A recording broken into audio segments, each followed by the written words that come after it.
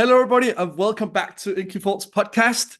Today, we're going to take a look at the tattoo industry from a bit of a different angle. I think an overlooked one to some extent, especially with a growing tattoo industry. And it is growing quite a bit. Don't let any fearmongers tell you otherwise. It's an incredibly fast-growing and rich industry. And on that topic, there are new roles popping up all over the place. Some to do with social media, how you promote artists, others to do with what we're going to talk about today, or perhaps they're actually quite linked, which is more the administrative bits. Because artists are getting busy, especially artists that do well.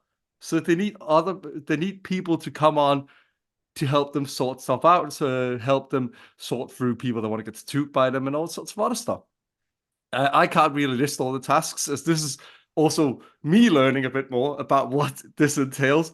So I'll leave actually explaining what this is to my guest today, who knows more than a little bit about it, as she actually teaches people and educates people on tattoo admin, to put it in a brief, nice little package, I hope. But without revealing too much, I would like to let Erica introduce herself. Hey, hi, I'm Erica Chandler. I am from the United States, and I am married to a tattoo artist as well. And I started off my career as a tattoo assistant helping my husband. Usually it was way back when COVID started, when here in Ohio, they shut us down for 2 weeks to get ahead of the curve, and then ended up turning into like 3 or 4 months. And at that point, I went to college as a human resources manager. And for probably about 10 years before that, I worked in an office and I knew how to run a corporate office. So once Ohio shut down, my husband basically started saying, once I get back up and running, I've got people emailing me, I'm going to need some help. So when we opened back up, he basically told me, I want you to quit your job and I want you to help run my business with me. So that's where my journey officially started. And is almost actually 4 years ago, looking at that. And so it's kind of weird is that when I first started working for my husband really had no idea how to train me at all. It was basically like, okay, Erica, here's my emails and my scheduling, and that's all I can show you because I've got tattoos that are waiting for me at my shop.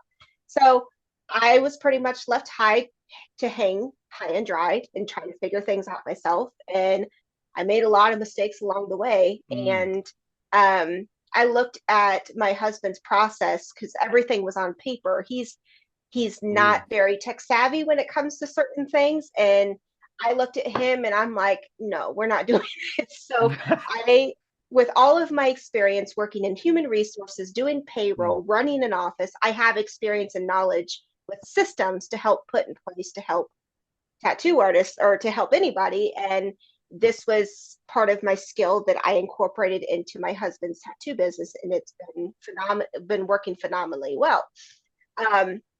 So at that point, I kind of realized some of the pitfalls when it comes to training staff, because as tattoo artists, they are trained to tattoo. They're not trained to effectively train their staff when they do get to hire. So shortly, I started working in the industry, like really studying exactly what it means to be in the tattoo business, because I can't help an artist run a business if I don't know how to run the business. And I've had experience running other businesses in the corporate world. So I kind of incorporated all the skills that I learned from that part of the world and incorporated it into my structure that I do now. And it has helped me along the way. So the first 2 years, I really studied the business. And then these last 2 years, I actually started putting into action how I wanted to leave the industry better than I found it. And that was essentially putting a spotlight on how to effectively train your assistant and or your shop manager, or however you codify it in your shop. But I created a program to help organize and strengthen a training process to get the assistant up and running so the tattoo artist can focus on their tattoos, which is where I'm here today. Yeah, but I mean, as you say that, like, at least as I read between the lines, it is I mean, I think some people will be surprised when they get more into the industry, either like I have as an academic or as an enthusiast with tattoos. So like even people that don't work in it will probably be surprised how archaic it can be at times. Mhm. Like it's not just the whole most shops around the world still take cash only problem. It's also the way they do paperwork and stuff like that, which surprised Yes. me. And I learned about this even before I started seeing people like you pop up on social media, and that it's baffling the length to which some artists go to before they want to fix this. Like, but I guess when you're Yes. used to doing stuff a certain way and nobody teaches you any better, like you just do what works, even if you later learn it doesn't really work. Yes. And that's exactly one thing that I think a lot of tattoo artists struggle with when it comes to transitioning from just a tattoo artist to a boss and a tattoo artist, is Mm. that what got you to this point doesn't necessarily going to help get you where you want to go. And, with this, like a lot of the times people don't realize how extensive the back end process is, because it's not just answering emails and scheduling appointments. If it was that easy, I'd be able to schedule my artist booked out 6 months in advance. But Yeah. what people don't realize is that you are creating a sales position.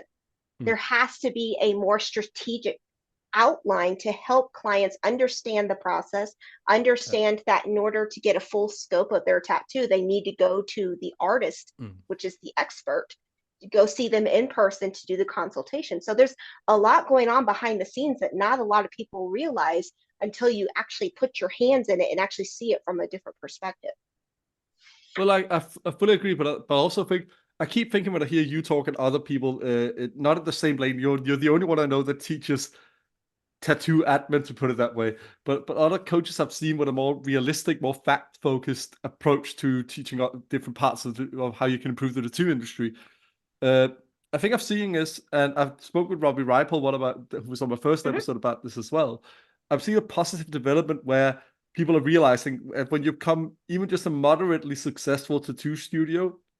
I'm not talking success like some people are, where it's like, oh, do you want to earn six figures a month as a tattoo artist? No, Oh but yeah. not that kind of bullshit. But like a moderately successful tattoo studio, where you might be starting to hire like you might be 4 or 5 artists working there. You're getting kind of busy.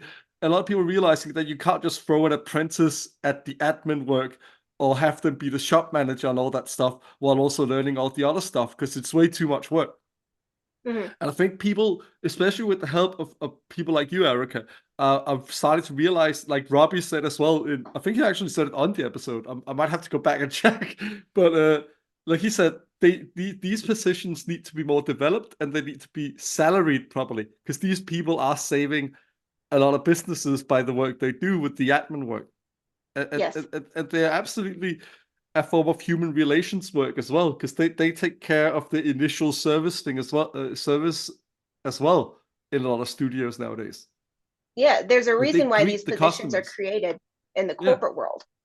And that, yeah, I know that if anyone's listening, they're probably going to get some, probably going to get some backlash for saying this, where I've had tattoo artists saying, I left the corporate world to tattoo. I don't need any of that. But the problem is there's a reason why there's human relations, customer service, client demographics, and so on and so forth that works in the corporate world that's being left out in the tattoo industry. Hmm. Um, and I just agree with that. Well, as a sociologist, I would also argue, and I'm not an expert on business sociology or organizational sociology, but you know a little bit about other stuff as well when you have Mhm. your specialty. And I'll say that's exactly what keeps the corporate world from getting too ravenous and just eating up the people that enter into it. Sometimes it's more like a barrier against some of the insane bureaucracy that comes with leading a Oh yeah. business, having somebody that can administrate or do the HR work and stuff like that. It's a it's way more of a safety for the owners and employees Mhm. than people might realize. And I would argue, especially in a business like the tattoo world, and when tattoo artists are saying, I just want a tattoo, then if you have the capacity and the capital to do it, hiring an assistant is exactly what's gonna allow you to do that. Yeah. Like Yes. that's what's gonna allow you to get back to just focusing on talk to clients, planning tattoo designs and designing tattoos and doing the tattooing. Yes, absolutely. And this is when I first started coming into the game, like this was really part of my market research as I started like talking with tattoo artists to like really think of like, okay, what is it that you truly want in your career? Think about everything that you're doing right now. You're doing it all. You're doing the tattoos, the social media, the marketing, the designing, the customer service, and so on. So if you think about your career, what exactly is it that you want to do? And 9 times out of 10, they will say exactly what you just said. I want to get back to tattooing. But the problem is there is no possible way that you can get back to tattooing until you hire an extra pair of hands to take a lot of those tasks off your hands.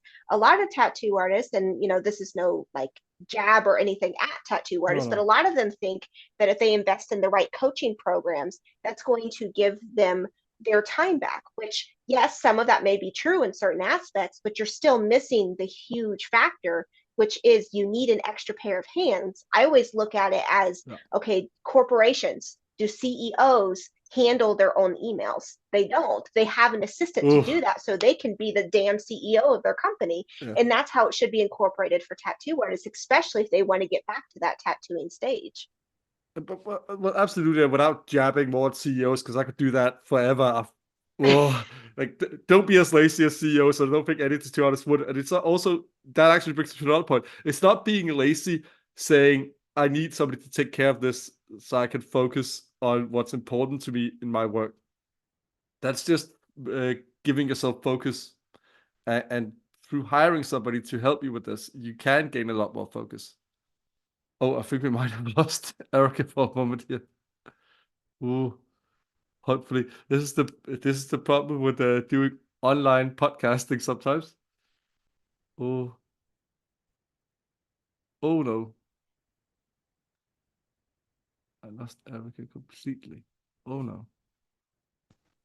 Oh, she's back. Sorry, that was my phone. I had to connect to my hotspot. My bad. Well, it had to happen at some point. But I will say it is pretty impressive that we are probably over 20 episodes in, and this is the first time I've had a dropout mid-recording. But as I was starting to say, I think a lot of artists also need to realize that they don't have to bash themselves over the head and call themselves lazy for hiring an admin person, like whether you would Mhm. call them an assistant or a shop manager or anything like that. Because it's not lazy; it's just giving you time to focus where you want to focus. And it also goes back to my point where I think that this evolves the industry in a positive way. Because I'm not going to get into the whole debate about people being really tough and hard on apprentices. I think some people I've had on here have had some really healthy takes on it, where but I'm not getting into that right now. But I still think it's a good development that you sort of say, hey, we can't throw this at apprentices because it needs to be handled like squarely, like this is what you do. Mhm. You can't do this and tattooing. If the artist can't do this and tattooing, an apprentice won't be able to learn tattooing and do this too. It takes up too much space today, especially when you Yeah. become more popular, because it's a lot of people. And it's only exacerbated by social media how many people we're talking about. Oh yeah. I mean, I've worked with various of different artists, and a lot of them have a client base worth of maybe 100 because they're first getting started Yeah, to thousands. And if yeah, you think yeah. about it, all of those thousands of clients, if they walked into a room, you would immediately be overwhelmed. So Yeah. there's so much that needs to be done. Obviously, I don't really have a place to talk about like what the apprentice should and No, shouldn't no. do, but I do agree that this is a whole new monster that needs Yeah, to be clipped and pruned and structured in a different way than the approach would be if it was a tattoo. yeah. It's the same way. I had a really good. I don't think it was in my interview, but Nuke Milk slash Christian from that does Anime Ink card and has Mimic Tattoo in North Carolina. I think it's North Carolina. Uh, he said some really good stuff about it online, where he talked about how some of the companies that sponsor artists, the studios should also look into paying capital into these things. Because instead of expecting artists to do this or pay out of their own pocket, like with social media managers and stuff like that, they should provide that too. And I think that this would absolutely fall into that category as well. That if you're somebody that wants to sponsor and run a studio and get good artists in that can focus on their work, hire somebody to do social media and that, hire somebody to do the admin work and to do the meet and greet when people come in the door and all that stuff. Because it helps focus, it helps build a nice structure within the tattoo business, I would think. Yeah. And like, yeah, like it seems very logical. Of course, I would also argue, and this is not no jab at what you do, Erica. Of course, I get that there are some people that are fine and if they are good at where they are and they have a good routine and how they run it, of course, there's no need to hire anybody, but it's just, it will help if you have the Yes. money to do it. And if you can do it, I would argue it will still help hiring an assistant to help Yeah, out. of course. Um, I don't believe, I mean, by all means, if any artist is out there listening and what they do works, keep doing it. Yeah. So, like, of course, I don't believe that everyone is meant to have an assistant, or I don't No, no, no. enforce that onto everyone because everyone does their things separately. But the people that do want an assistant, those are the ones that you really want to like hone in on to help and guide them along the Yeah, way. fully agree. But that's also why I really see this as being especially important with bigger studios with a lot of traffic. Like I'm bigger sorry, what'd you tattoo. say? Sorry, I see this as especially important for bigger studios with a lot of traffic because it becomes like the whole shop manager thing. That is an admin role, and it should be developed and treated like this is actually an important part of the business. Because Yes.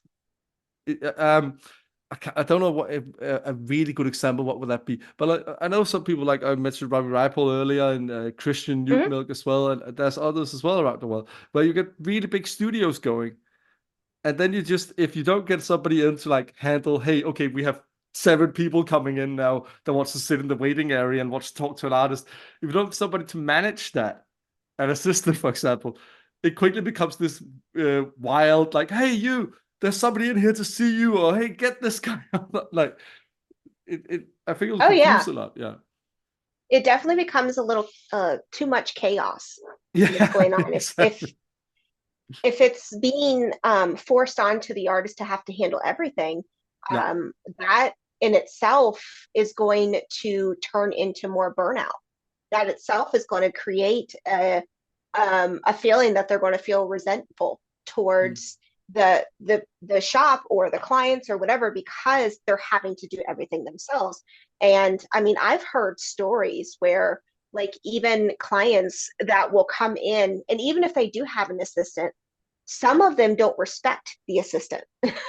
And Mm. a lot of the times that clients will just come barging in and want to go straight away to the artist and talk to them. But yeah, I do agree with you that there definitely needs to be some managing on the front end to Mm. help navigate and be able to help these people. Because 9 times out of 10, when someone's coming in, it's either obviously a walk in or they're trying to talk to an artist about scheduling an appointment. And if you have someone in there to manage it, then it essentially turns into, well, this could have been an email type of thing where if there is a person that's perfectly capable to help, then allow them to manage those clients. Yeah. But I'll also say that because often, I mean, we've all been in the situation where at least I have tried it as well. And it's not bad about the artist. I mean, they're trying to run a business that is all about customer contact and managing all these things. But you're sitting there and Mm-hmm. getting a tattoo, and suddenly somebody has to get up and talk to another client that wants to come in and book with them. Which, that takes away from what they really want to do in that moment. And I've been there a lot with Yeah. artists where they're like, fuck. All right, I'm gonna go take care of this real quick. Then get back to doing your tattoo mess. Which I get their situation. Of course, they have to go and handle that. But that's exactly the kind of moment where if you have a shop manager and if you have an assistant, and they can be like, hey, they're tattooing right now. You can come back in a bit, or you can email, or you can this, or I can have a look at their schedule if you've set up some Mm-hmm. sort of digital system with bookings and stuff like that, then it might be easy for an assistant to go in, and be like, all right, yeah, this artist is you want to do is free on this date for this many hours. How big a project are you thinking? Like, Yeah, exactly. And that's how it should be, especially if you're going to if you want to focus on those tattoos, you need to hand over total, I wouldn't say total control, but you no, no, need no. to have more trust in your assistant to handle those things. and delegate those I'd say things. so So too. you don't have to say, oh, fuck, and throw your gloves down and go, Yeah. deglove and then have to go talk to a client. That's what those people are there for. I'd say that. I mean, I've seen situations where it's worked really well, where a shop manager might come over and very quickly be like, "Hey, this person wants this sort of thing, this style," and then that's a quick conversation they can do. They might just look up from the two for like 5 minutes, and then it's done. Like, and then the shop manager took care of the rest. Right. Like that sort of trust, and then that what I would call qualitative way of handling it, where it's a quick Yeah. conversation, and if you know the artist you work with as a shop manager, you might also know what they like doing, what styles Yeah. they do, and stuff like that. So you can, if you have a good rapport with the people in the studio, you can easily guide a potential Mhm. client to who do they want to get in touch with, who they're gonna want to book with. Oh yeah, absolutely. And um, like I am a firm believer that this is essentially more of a manager position Yeah. versus an assistant. Obviously, it's an assistant just because you're working personally with the artist. But if a tattoo artist is wanting to get back to tattooing, you essentially need someone to take over, to Yeah. manage the shit that you don't want to manage Yeah. anymore. Um, and my with my own stuff, I'm actually like trying to I want tattoo assistants to study their artist's process to the Mm. best of their abilities Yeah. because every artist that I work with, I know what they like, what they don't like, what they take, and what they don't. And I know confidently, okay, my artist isn't going to, it doesn't have this, this is not within his scope of specialty, but I do have another artist that can do this. So if you have an assistant that can know the processes of their shop very well, that's going to help more in the long run to be able to delegate clients and be able to navigate the whole process. That's exactly what I noticed a lot with looking at your stuff for a while now, like over a year now. I mean, that you are very centered on that as well. Like it's not just like some people might misunderstand and think like, no, you're just talking about, hey, we need assistants now. You need to give them like this. No, you are very much minded that this is to help the studio and the artists. Yes. And assistants need to work hard in this qualitative sense. You can't just look at the pictures and be like, oh yeah, cool. I know what he does. I know what she does. I know. No, you have to talk to the artist. You need to get to know them. You need to go, as you say, get to know their process. You need to get to know their preferences. Mm-hmm. And I imagine they will also have to know, like, for example, this artist might not do hands or face tattoos on Yes. certain people. Like, for example, newbies and that. That's a good thing to know as well. So you don't book in an over-eager 18-year-old that comes in and wants a face tattoo, with an Right. artist that don't want to do that. But that all this, and this is what pleases me, but I'm also biased. I'm very qualitative as a sociologist, so I love the whole getting to talk to people, getting in deep like that, and not just leaving anything up to a spreadsheet. So I love that approach. And that's the thing, like as you're talking about assistants and managers, as I think you're right in saying is probably the preferred term. They need to talk to the artists to get to know them, get to know the studio, Yes. get to know the flow of the place, all that stuff. Absolutely. And this is, I mean, you bring up a good point because I tend to focus, I tend to focus on, the struggles that I have gone through and the struggles that other tattoo assistants have gone through getting into this position. And I've Mm. structured my content, my program, all of that towards that. Obviously, it is, of course, I'm communicating in the needs of the tattoo artist, like, hey, this is what your system needs to do. But it's even goes down to anytime I'll just use my personal experience, anytime I sign on an artist that I want to work with. So I offer coaching and training for tattoo assistants, but I also offer professional services for other artists. I basically tell them, you need to sit down with me and I need to know anything and everything there needs to know about your Yeah, business, your policies, what you prefer, what you don't do, because my hands are in your books yeah, more than you are. I am educating clients continuously on the process. I'm educating clients, hey, I'm sorry, I know you want to reschedule, but I do need to communicate that my artist has a one reschedule policy and this counts. Like, I have to know every single thing about yeah. your process to be able to help clients because believe it or not, those scenarios come up. And with my own training program, this is exactly what I teach tattoo assistants is you need to sit down Here's a list of questions that you guys can talk about to finalize and get Yeah. very specific on the process. So that way you guys can be more confident and work easily together. No, absolutely. I'm so impressed listening to this because I've yet to see a studio. There's probably some out there. I might just have been fortunate not to meet any, but most people where I've seen them hire a shop manager and they really get into it, I've never seen it be anything but a benefit to a tattoo studio. Yeah. Like when they really get into it, of course, the tattoo world is full of drama and you may get into personal shit and all that stuff. But when you look at how the studio runs often, it's often a benefit if you have a good shop manager that's attentive. Of course, they also will do some of the other stuff, maybe. But that's also a thing you, of course, negotiate with them, depending on how you want to pay them and all that stuff. Do they do cleaning? Do they help set up? Do they do all this sort of stuff? That I won't get into. That plus Erica probably knows way more about that part of it than I do. But I'm imagining you negotiate that as well. But it does seem like the dream, especially for introverted artists, to have an assistant that can handle this stuff. Yes. Yes, absolutely. Now, before, like when I was in my marketing phase, a Hmm. lot of tattoo artists have told me that, and this is just because with my background of hiring, recruiting, and training with my previous human resources position, there's some faulty hiring practices that have been surfacing around the industry. Yeah. And one of the things that I've been told like millions of times is that their mentor basically said, okay, hire someone that may look the part, that has a whole bunch of tattoos, and or just hire somebody that you know. Hmm. So in this instance, this doesn't benefit anybody because No. if you're going to hire someone that you know and or if you hire someone to look the part, I'm sorry, but your clients aren't going to pay attention to that. They are going to pay attention to how they are managed, how they are treated, and how and when the person that they're talking to knows what the heck they're doing.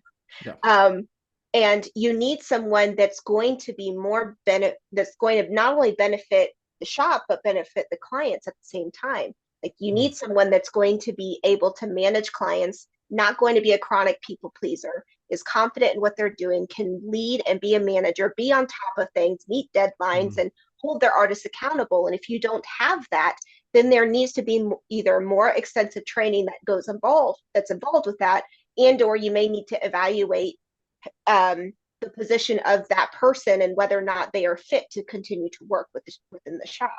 Of course, I mean, as with anything, I might have over exaggerated my point before, but as with anything, of course, nobody's ever always going to be the correct fit. But as with any job, that Yeah, doesn't have to mean you hate each other. That's often what happens if you hire somebody you know and they don't work out. Then you start really butting right. heads. But the other thing I noticed, and as a sociologist that have looked a lot at tattoos and tattooed identity, I'd say that there is less of the bias that tattoo artists face themselves with having tattoos, where I think an assistant is under less pressure to look the part as such. Like I Right. think you're very correct. That is a role where people will pay way more attention to their people skills than if Mm-hmm. they look the part. Plus, I mean, there's a quite a positive development I've noticed at least with both younger tattoo artists and other people in the industry that there's less of the same rush to be covered before you're 25. Right. No, so I so see so tattoo who artists knows? I that mean, don't have they might have no sleeves when they start, and then a year later they look the part, but you also have a great manager. Like, Yeah, of so I very course. much say Um, hire for the skill in these sorts of situations. yes. And that's definitely something that like I even face in my own. Like, yeah, I Yeah, know that I'm yeah, I've not imagined covered. that as well. Yeah, because I always get like, it's more so of like a jab at me anytime I do something yes, that's outside the norm or I'm explaining like hiring practices or whatever. I usually get someone that says, okay, says the broad that hardly has any tattoos, or someone will just say, do you have any tattoos? And it's like, yes, I have tattoos, but that's not to say that my tattoos doesn't, the amount of tattoos I have doesn't equal the amount of knowledge and training that I have. And, I worked in, the corporate world for my life. I had very conservative parents myself, and they basically said if you get tattoos, hide them. And my corporate bosses would even say the same thing in their employee handbook. All tattoos must be covered if you Yeah. have tattoos. So of course, I've gained quite a bit of strides in this industry, but I've been here for 4 years Yeah. actively. But like, yeah, I don't look the part. I know I don't look like the You're average still, person. the old habits are still there, like Yeah, the there old are old memories. habits, but Yeah. at the same time, like I have shit to do. I have to worry about my artists making their weekly and monthly goals, sales goals Yeah. first before I can even think about tattoos. It's just not a Yeah. priority for me at the moment. Um, Yeah. but I just figured I would chime in on that. But But I think it's an important point to make because again, I mean, I'll happily admit, and I've spoken about this before myself, as much as I, from a sociological standpoint, can understand that, of course, you can theoretically be a great tattoo artist even if you don't have any tattoos. I do get why, when you're going under the needle with somebody, you would want them to have tried it themselves. You don't necessarily need them to be the most covered person in the room, but right, you do like that they look the part somewhat, or have at least tried it. But the other roles that are in the tattoo industry, you don't really need them to have that expertise to do the job well. Like, for example, Nuke, as the guy I mentioned earlier, he works with an engineer. I don't see any tattoos in that engineer that works with creating some of this equipment he does in his supply company. hmm But again, why would the engineer need to do that to know how to make the other stuff? Because they combine their expertise. Nuke knows how to be a tattoo artist. He knows how to make stuff as an engineer. yeah, You know, it's the same thing with this. Of course, it's cool and it's great that you have some inside knowledge, and it's also awesome to see that you do like tattoos. I mean, of course, that helps as well. But theoretically speaking, the most important thing you need to know right now is the in and outs of the industry of how tattooers work and how you can benefit that in a sort of admin perspective. yeah. It'll be way different if you actually were tattooing as well. I mean, then again, okay, maybe try it out, maybe do get some, Right. but it's still not necessary theoretically or strictly speaking. Right. No, I agree. I mean, I don't get me wrong, I love tattoos. I've got somewhere, I think, I mean, I've only got a whopping like 7 or 8, but I still love tattoos. I've just got so many ideas. I can't even, my arms are like the most important part of my body. And I That's the want other thing. something that's going to be awesome that, I'm not going to regret. And, Yeah, but, circling back to what we were talking about. Yeah, I don't think someone that's behind the scenes has to specifically be no. rushed into looking the part in order to do Same so. Because same if a that's, studio wants to hire a social media manager. You yeah, don't necessarily, I mean, of course, it's cool if they get your culture and that, yeah, but let them prove that. And whether yeah, they're tattooed or not, I mean, yeah, I mean, a bonus if they also share the love of tattoos, but if they're just great at what they do, they're still great. right. And the thing with that is that any person that's for growth, and I've experienced this myself, any person that's wanting to do something different, wanting to welcome new people and stuff, Mm, they don't give two shits whether or not I have mm, enough tattoos or not. That's one thing that I've noticed is that anytime I'm speaking and my social media ends up going on maybe the wrong side of the industry, I get more people that are poking fun because I'm not full of tattoos. But my supporters, all of my followers, they do not yeah, care about the amount of tattoos I have, and I mm, never hear that from them. So I think it's more so like a an appearance ego type of thing.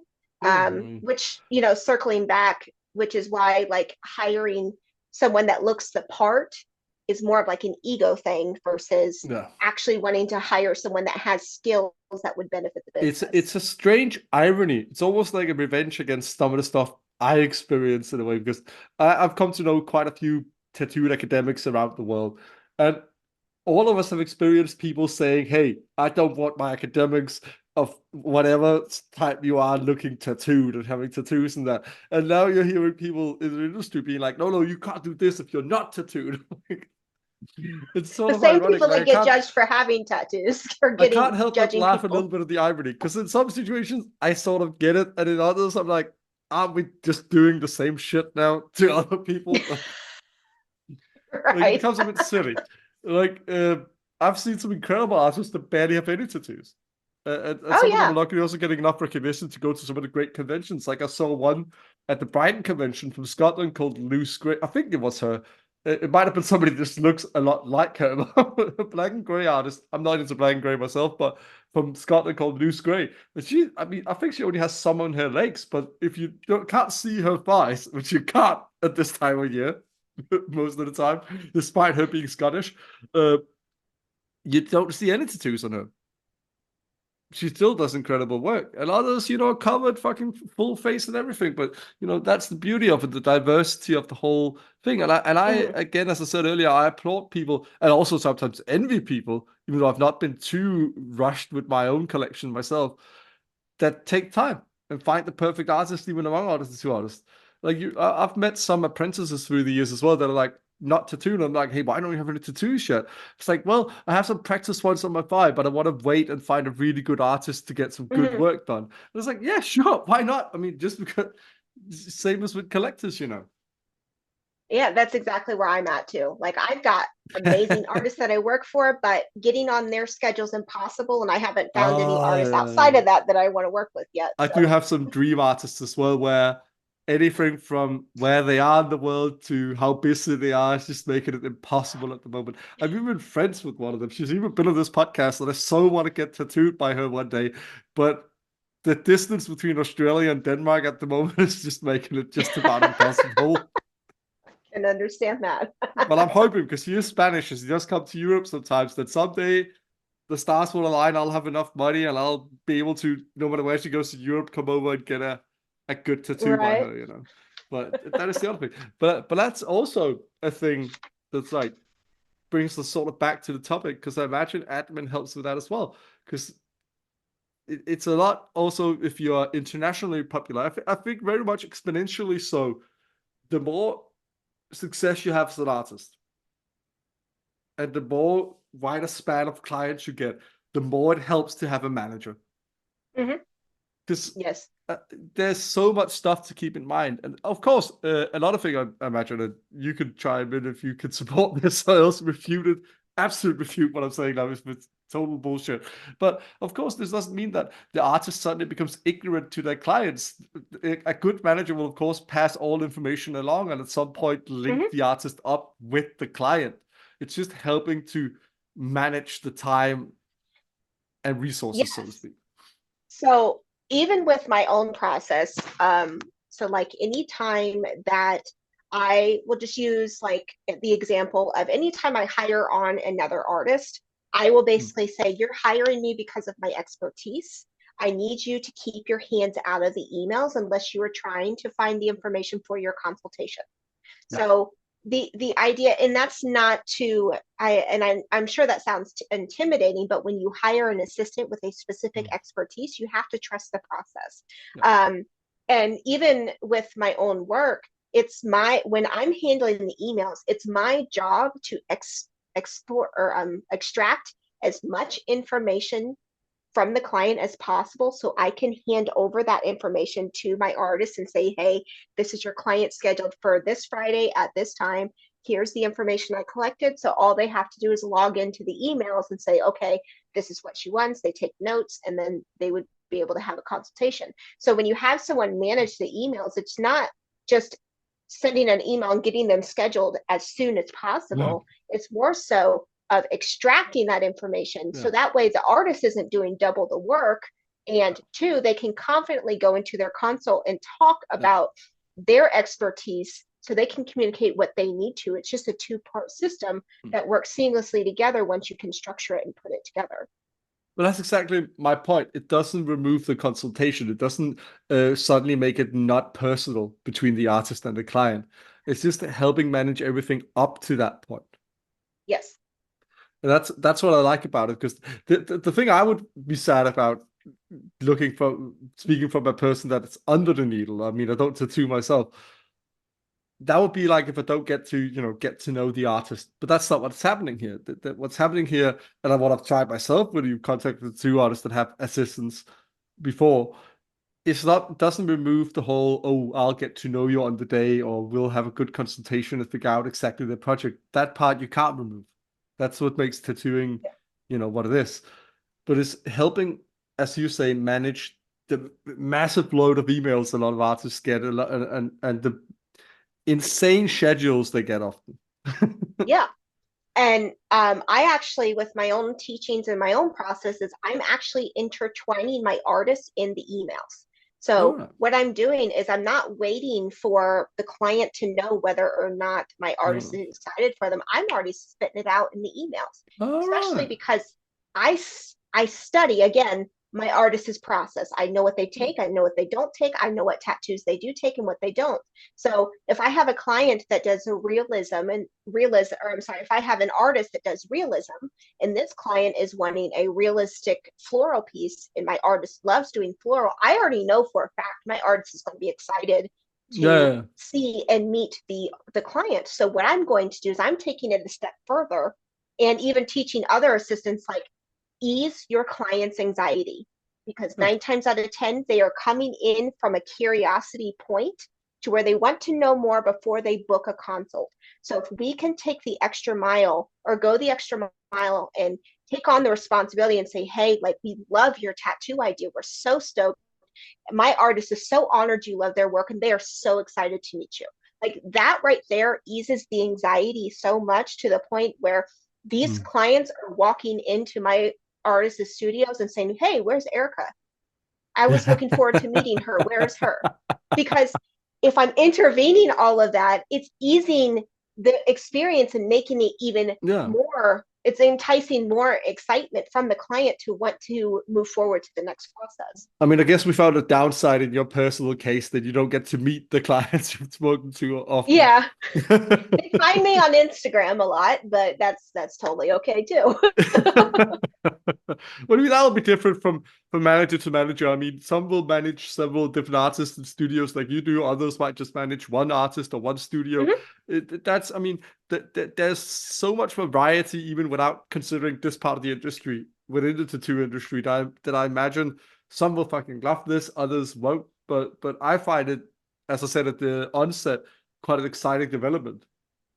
Oh yeah, Because I it's don't think 10 years ago even we could have imagined tattoo shop studio managers is something that massive. I mean, first time I ever heard about it, even though it's a long time ago now, was I think I watched LA Inc., the oh yeah, sequel series to Miami Inc.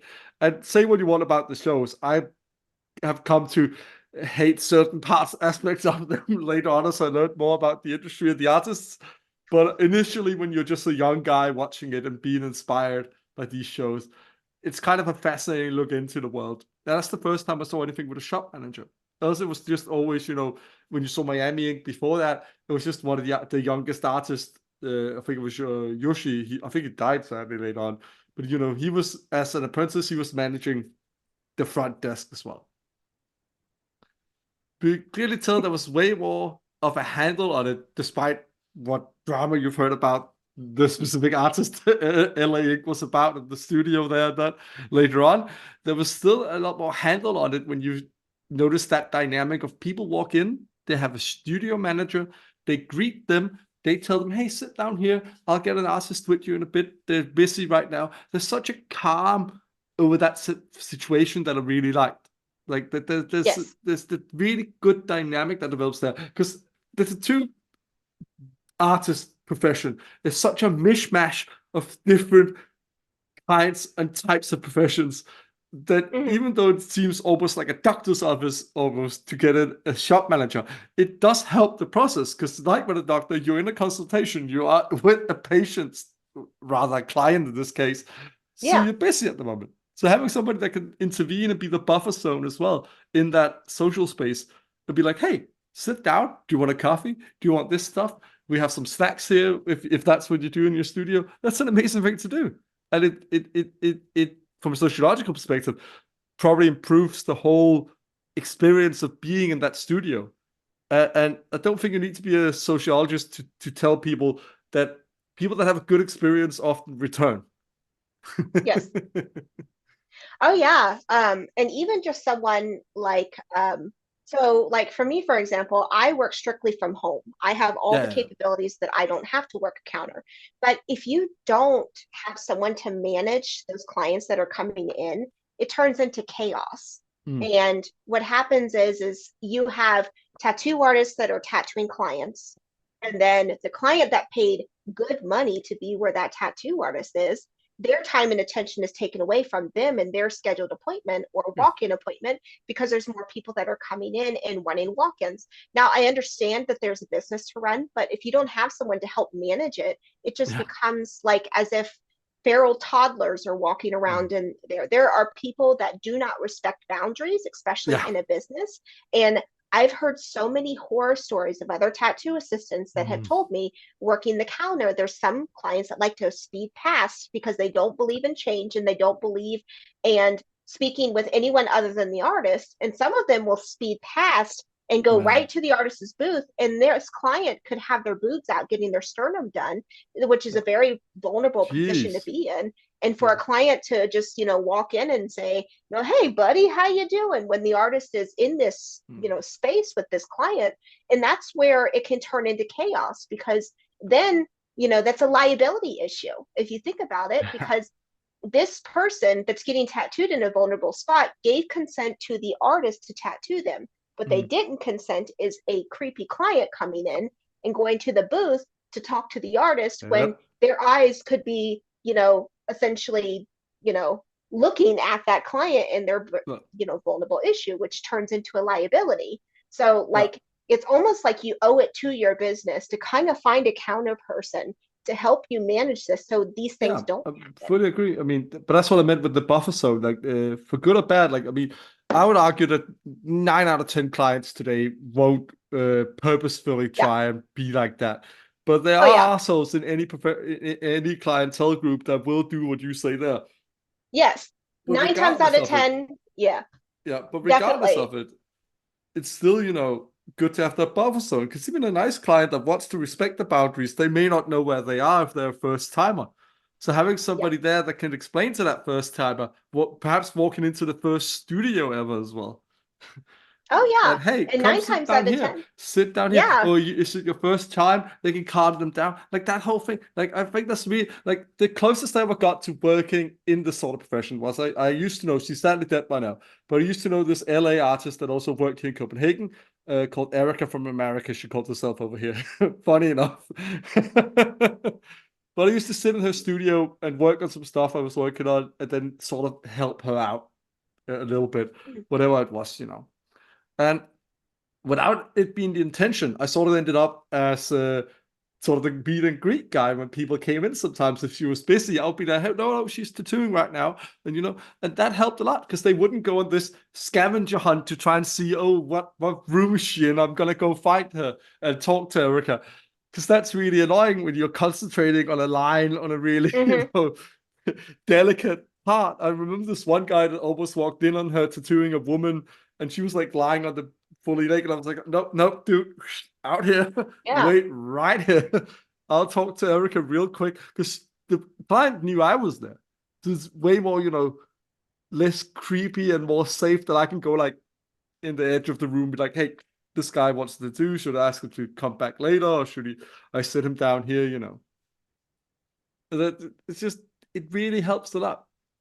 Yeah. It also helps the Um, client that's already been tattooed and the tattoo artist feel more well, secure. safer and more focused and all that.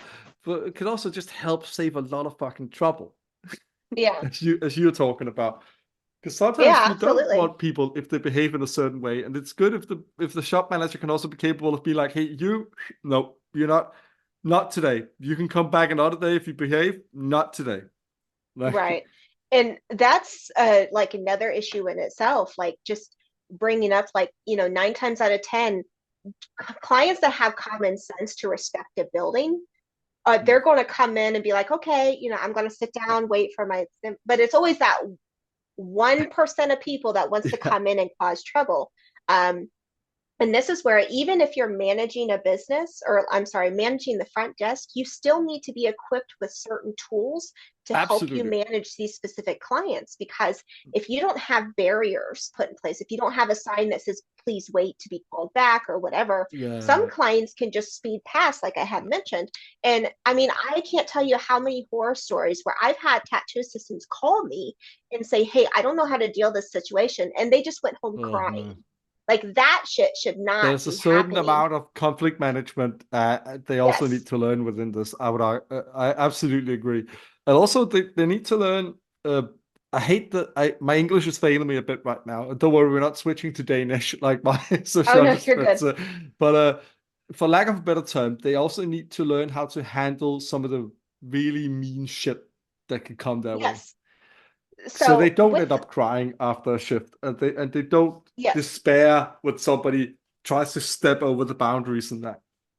exactly. And that's something that a lot of tattoo artists deal with too, is Yeah. that a lot of us are chronic people pleasers where we just, give in to these demands and just hope that they're just going to go, even though they're Uh, just going to return because they're still getting uh, the same exact result. uh, But a lot of the problems is when tattoo artists, some of them, when they have assistants and they're saying, okay, well, I've already taught my assistant everything they need to know about my how my operations run. Why do they need to take extensive training? So I tell them, like, okay, do you know how to put your foot down with clients? Do you know how to yeah. effectively parent somebody that is being ridiculous? And a lot of the times they say no. And of course, that's not no jab against them or anything, but if you don't know how to equip yourself with how to deal with these types of clients, you can't equip your assistant to deal with these No, things. And that's why exactly. extensive training is so important. And even with my own master class, I'm actually teaching assistants the difference between a personal approach, which is more so the chronic people pleaser, and a Mm, business approach, which is more mm, so it's not personal, it's business. This is how we do things. In order for you mm. to do this, you need to go through these processes. Yeah. And um, this is something that can't just be learned. It needs to be No. taught, Yeah. if that makes sense. At least I would agree quite along the way that of course there will always be some outlier that just is the natural these sort of things and all that. But for a lot of people, this is stuff they need to be taught and learn in that sense. Mhm. They can't just learn it on the job. At least it's better not to learn it on the job. As I've also Right. heard a lot of horror stories from back in the day of people. And before any older artists listening to this comes at me or Erica with the whole that's what baseball bats or shotguns are for, you deal with those lawsuits if you want to running a proper business as tattooing is really developing into nowadays, more so than ever before, it takes this sort of stuff. It takes these new innovative approaches and there will come a time as well where the industry also can't keep saying cash only in a lot of cases. Yeah. Like it's the same sort of development that these things become more necessary. No, Oh yeah, absolutely. even if tomorrow half the industry decides not to do it anymore, these sort of developments will still keep happening. I Yeah. will argue as a sociologist.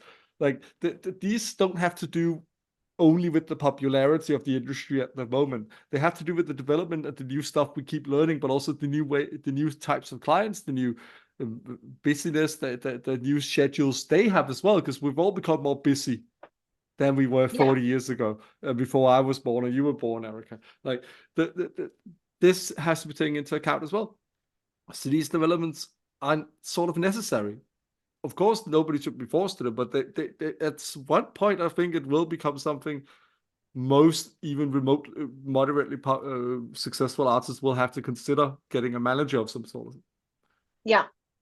Absolutely. Uh, I think that, if you continue to build your business on, I wouldn't say lack thereof, but not an expansion of no, no, doing anything to learn skills outside of your profession to expand and strengthen your foundation, it's just going to crumble. no, And you can't, I agree with that. Like, you can't just keep doing the things that you were doing in the 90s and hoping it's going to no, work in no. 2024. Like, things just continue to adapt and you But I shouldn't be will afraid of say, it. at least in my own experience, I'm quite positively pleased that I would say at least 70% of people in the industry and around it, the culture out there, are quite open and Oh, positive yeah. about these changes and very much embracing it. It is always the more disgruntled and disenfranchised voices that'll make the loudest noise, sadly. Yes. Yes, I agree with that. And I mean, I have my own predictions Yeah. of how the industry is going to go myself. Yeah. I mean, even with this, like, I agree, like, I think maybe 70, 80% of tattooers that have a open-minded mindset and welcoming change and wanting to do what it takes to make the changes. Like even in my own profession, like I have predictions that there's going to be more specialized professionals in this industry to where Mm. you don't have to hire a cousin that may not have I skills. think so. There's other I think so. options available for you. Well, it's like And we spoke about earlier, using some of the examples I've met already, where like Nuke spoke about, like if you, for example, a lot of sponsors want the two artists to have social media presence, cool, but they are not social media managers. So yeah, giving them that is a great thing. Even in yeah. studios, you could hire it as a collective, have a social media manager for the artists in the studios and that. There are people out there that absolutely want these jobs and are good at them. Oh yeah.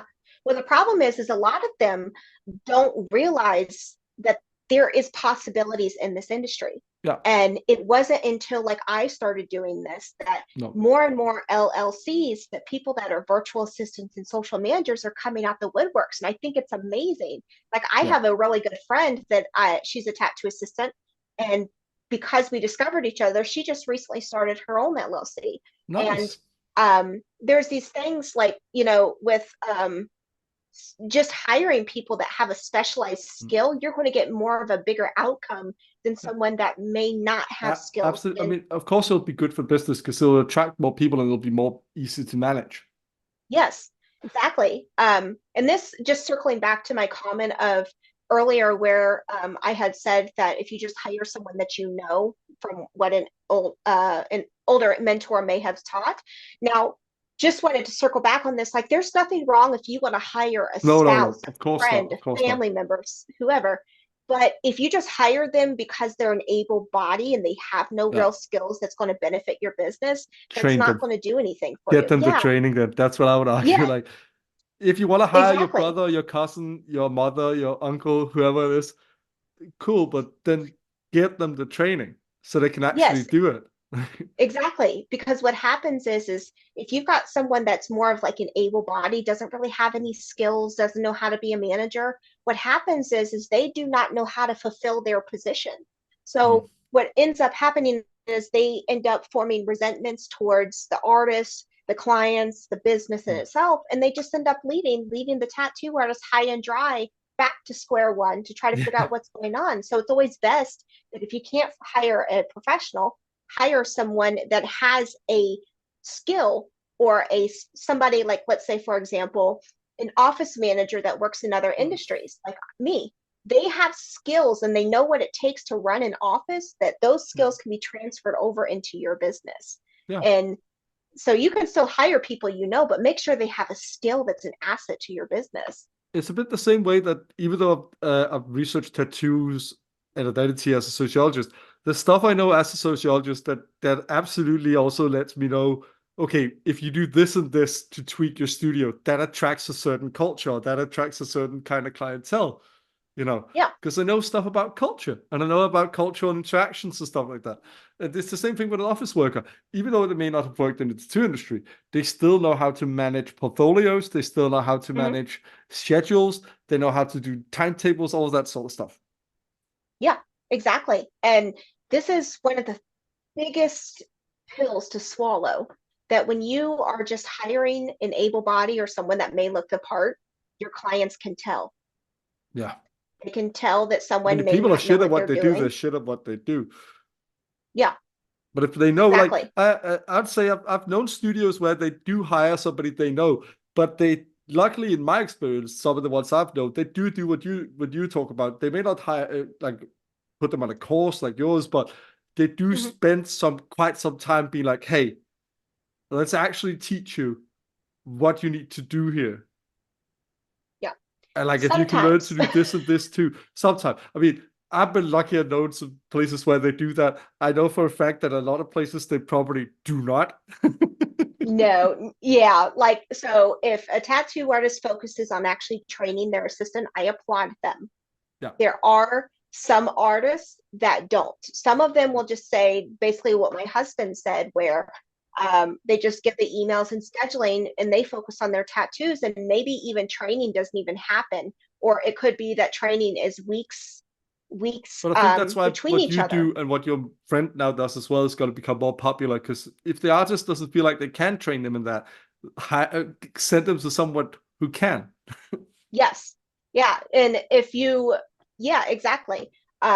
So like for me, for example, my job isn't to train them on their artist's process. No. My job, because that would be physically impossible. There's like a million tattoo artists and there's one of me.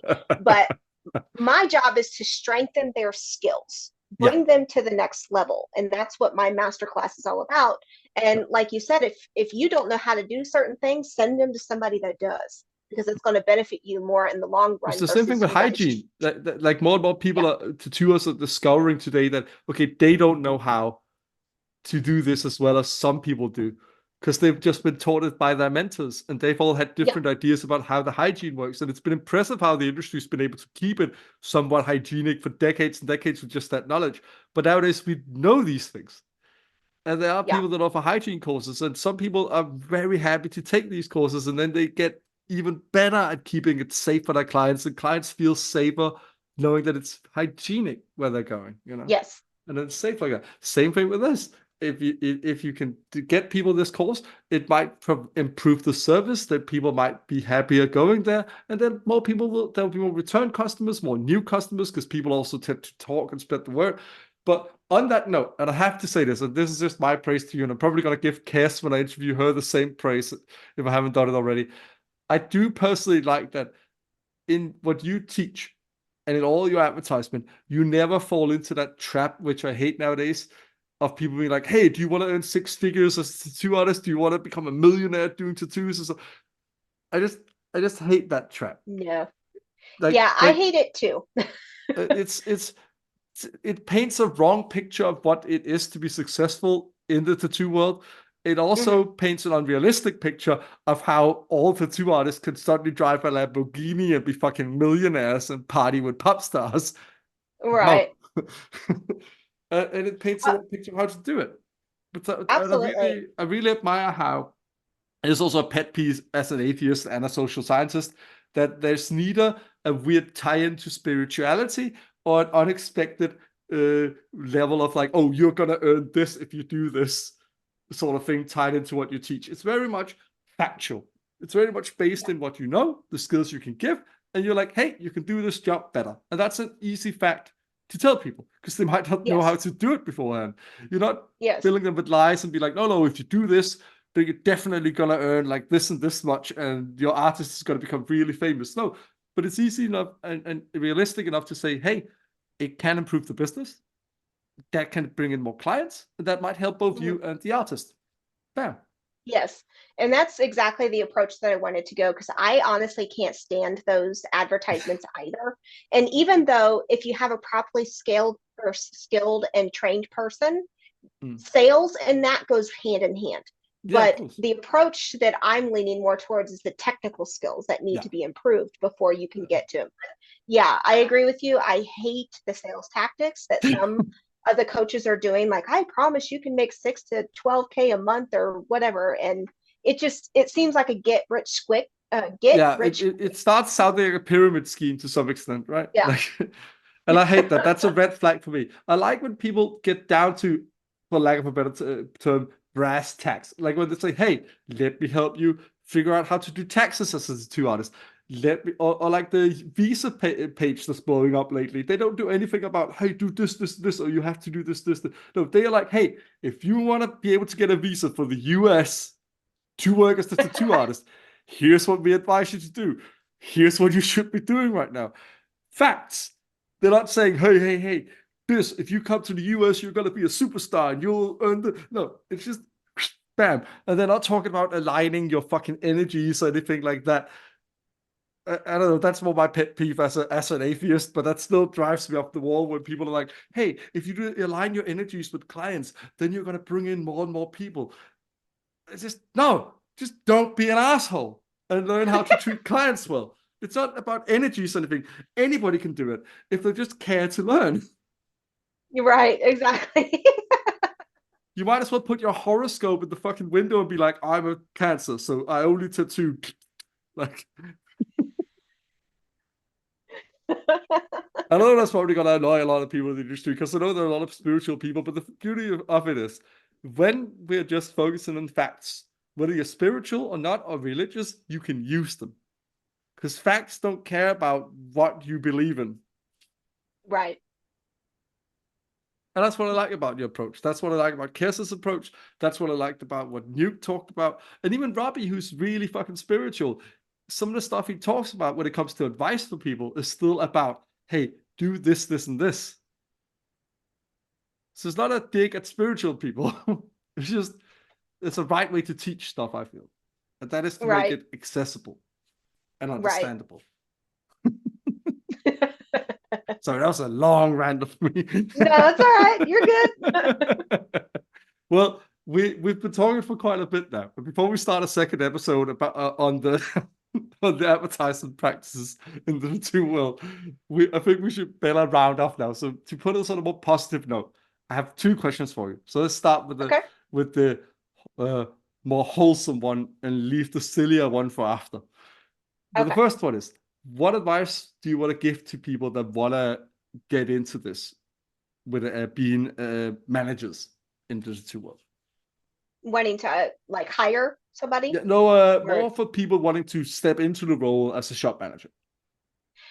okay, so one of the things that you're going to have to learn and understand is that tattoo artists, they are ones that you really need to get to know on a personal level because a lot of them do have trust issues, and which is justified for whatever reason that they have.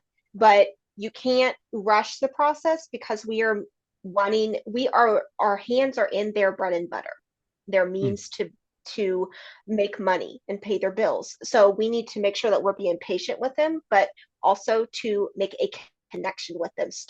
If you're wanting to get into this industry, you need to start educating them on your process, on your skills, what you can bring to the table, and how you can help them. Because ultimately, it's not about you and what you can do. It's about what they can benefit from you.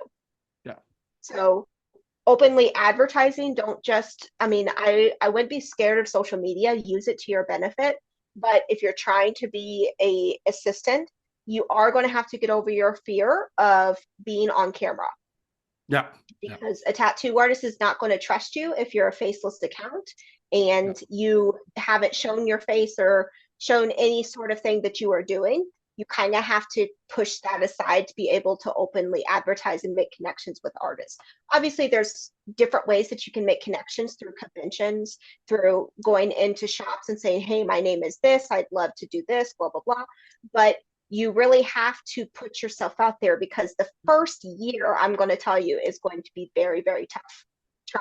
You're going to be spending pretty much the first year trying to prove yourself, trying to show artists that you know what you're talking about, and to show artists that you are there to help them. You're not there to scam them, or you're not there to leave them high and dry and such. So you really have to be patient on this process because it doesn't happen overnight.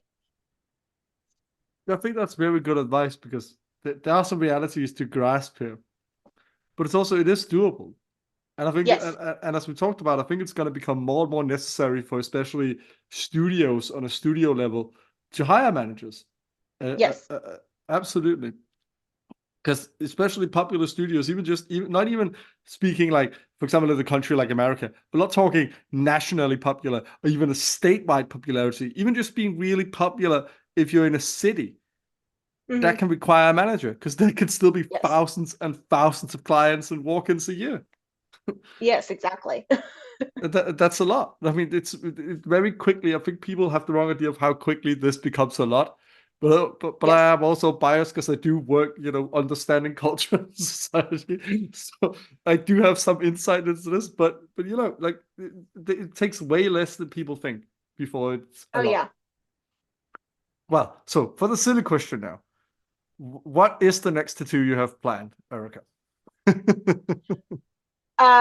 So the next tattoo I have is actually here in a couple weeks. I'm going to get a lotus flower on the inside of my arm.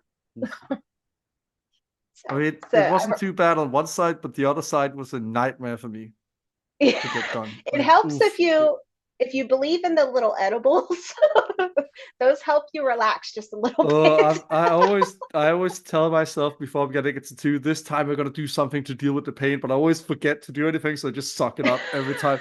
It's not that I don't want to do something because I think I've paid my dues. I just always forget, and I always just end up just sitting there raw and just taking it. It sucks. It sucks. It sucks. The older I get, it sucks. The more tattoos I get, but I still want more tattoos. It always sucks. Anybody can tell you. Like, the only people that don't Oh think it yeah. sucks haven't sat for more than 20 minutes at a time. Well, Erica, the only thing left now is, first of all, I want to thank you for being on the podcast. I've learned a lot today, and I think people listening and watching will learn a lot as well about this. I mean, growing part of the tattoo industry. And finally, please let people know, where can they find you, what do you have going on, and where can they look for it? So I'm mainly active on Instagram. You can follow me at the Tattoo Admin Coach on Instagram. Right now, I'm currently active in recruiting for new students for my April masterclass. So if you're interested in that, make sure to go to my Instagram Oh, and you this can will find come my out after website. April. So Oh, okay. when will the next one be? July. I'll save Okay, it. Cut out that'll that be and good. say, I'll actively I'm actively recruiting for the July round of Tattoo Admin Masterclass. So if you want to learn more about that, just go to my website based off of my Instagram. You can find that. And basically, I just plan to be traveling a little bit more this year to get to connect. And those are the exciting things that I've got going on right now. Well, I mean, it doesn't sound bad, traveling and running your business and getting more people Yeah. into the admin. I mean, sounds pretty good to me. But again, thank you so much for being on, Erica. I've enjoyed it immensely. Yeah. Thank you. It was such an honor. Well, to anybody listening and watching, we'll see you in a couple of weeks.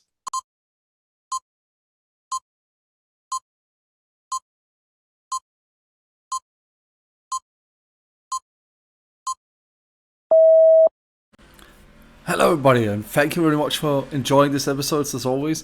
Thank you for making this fast to the outro. I hope you've been enjoying this. I've been doing it for quite a while by now. A bit of a disclaimer about this episode. I know I've said some stuff about the tattoo industry growing at the very beginning. You have to understand, I'm a sociologist. I know a lot of tattoo artists are struggling at the moment, and my heart goes out to them. I know a few that have a rough time of it right now, but I talk about the industry more in general there, and the numbers you can see online is that it's growing, and sadly that money's not always going to everybody fairly, and hopefully that's going to change soon. Hopefully there'll be better times ahead for most tattoo artists, because I know some are having a rough time out there. But that being said, I hope you still enjoyed this episode. Anybody watching or listening in, I think it's interesting to look at these other aspects of the tattoo industry that people may not often think about, especially this thing with the shop managers and studio assistants and that, and just assistants to tattoo artists.